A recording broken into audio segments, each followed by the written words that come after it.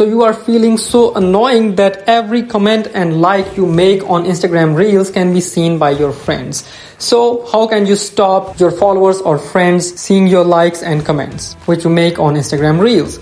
So first of all, you have to open up your Instagram app, and after that you have to go to your profile section by tapping on this little profile picture available in the bottom right corner of your screen.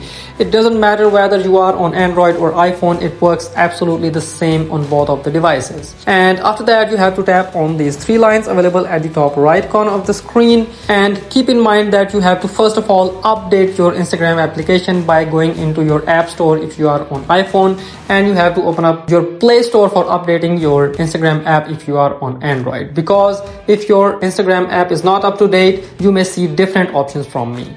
And after updating your app, you have to go to these three lines and you have to scroll through this page and scroll more until you are here in this section, who can see your content.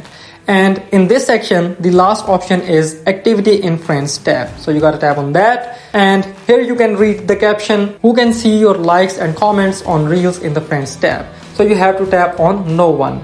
And after that, no one will be able to see the likes and comments that you make on Instagram Reels. Thank you so much.